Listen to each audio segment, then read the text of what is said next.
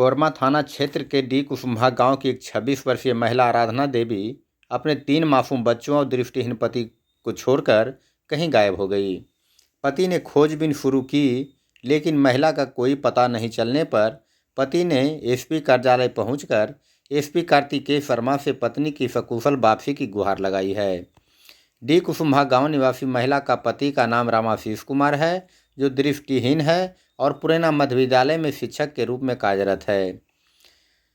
बता दें कि डी कुसुम्भा गांव निवासी घमंडी महतो के पुत्र रामाशीष कुमार का विवाह 9 साल पहले केवटी ओपी थाना क्षेत्र के बभनीमा गांव के आराधना देवी के साथ हुआ था, जहां बीते 18 नवंबर को आराधना देवी अपने 3 छोटे छोटे बच्चों और दृष्टिहीन पति को छोड़कर कहीं गायब हो गई।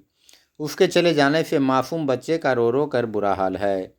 इस संबंध में दृष्टिहीन शिक्षक रामाशीष कुमार ने बताया कि 18 नवंबर को उसकी पत्नी जिद करके मायके चली गई, लेकिन अभी तक वह मायके भी नहीं पहुंची है, जबकि मैंने उसे मायके जाने वक्त बच्चों को भी साथ ले जाने की बात कहा था, लेकिन वह अकेली जाने की जिद पर अड़ी रही। उन्होंने यह भी बताया कि 9 साल से शादी के बाद वह मायके आना जाना अकेले ही करती थी, इसीलिए उसे घर से मायके जाने दिया। वहीं दृष्टिहीन शिक्षक रामाशीष ने ससुराल वालों पर स्कूल पर आकर गाली गलौज करने एवं पत्नी के गायब कर देने की बात करते हुए उसे जान मारने की धमकी देने का आरोप लगाया है। या तो खुद खुशी कर लूँगी या तो मैं तुम्हारे घर से भाग जाऊंगी तुम्हारे स्कूल जाने के बाद। मैंने कहा जब ऐसी संकल्प तुमने ले ही ली है बोलिए। तो आप अपने 3 बच्चे हैं, तीनों बच्चों में से किसी एक बच्चे को आप साथ ले जाओ। लेकिन उन्होंने कहा बच्चों की पढ़ाई बर्बाद होगा, इसलिए मैं नहीं ले जाऊंगी, मैं अकेले ही जाने के लिए सक्षम हूं और मैं पहुंच सकता हूं। चूँकि 9 साल से मैं तुम्हारे घर से मैके और मैके से तुम्हारा घर आती रही हूं, मैं अकेले जाने में पूर्ण सक्षम हूं, इसलिए मुझ पर भरोसा करो और समस्या को समाधान होते ही हम पुनः तुम्हारे पास आ जाएंगे। आपका ससुराल कहाँ है? जी, ग्राम बभनीमा। कब आपकी पत्नी गई थी आपके ससुराल? ये मैके गई है 18/11/2022 दिन शुक्रवार को। उनसे बातचीत हुआ है? किनसे? आपकी पत्नी से? नहीं, मेरी पत्नी से बस जाने से पूर्व ही बात हुई है, जिसमें ये हमारी सहमति भी हुई है। उसके द्वारा धमकाए जाने के बाद यानी उनके 2 बानी निकली है कि मैं घर के अंदर कुछ कर लूँगी अगर जाने नहीं दिया। तो मैंने उनको आदेश कर दिया, ये मेरी मजबूरी थी कि अगर वो घर में कुछ कर लेती तो फिर मैं ससुराल वालों को क्या जवाब देता।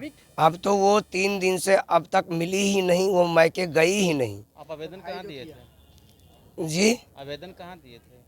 आवेदन मैंने आज के डेट में एसपी साहब को दिया है। क्या आश्वासन मिला एसपी साहब से? आश्वासन तो अभी तक मुझे कुछ ऐसा नहीं मिला है कि आप क्या करेंगे।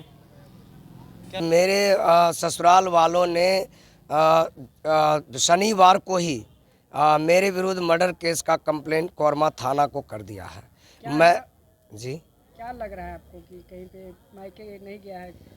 नहीं, मैं तो चूँकि वो एक्सपर्ट लड़की थी, वो 9 साल से आना जाना करती थी, मायके अकेले कई बार जा चुकी है, कभी बच्चों के साथ कभी अकेले वो जाती रही है।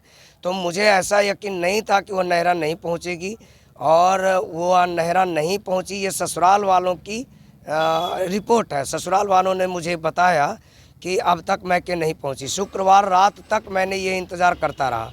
शनिवार को मैंने अपने परिवारों में कुटुंबकों में बहुत प्रयास किया ढूंढने का, बट कहीं पता नहीं चली। ससुराल वालों का कहना है कि आज 4 दिन बीत गए, अभी तक भी इसका कोई पता नहीं है। शनिवार को उन्होंने मेरे विरुद्ध मर्डर केस का कंप्लेंट करके और ये कह दिया कि अगर मेरी बेटी नहीं मिलती है तो तुम्हें भी मैं जान से मार दूंगा।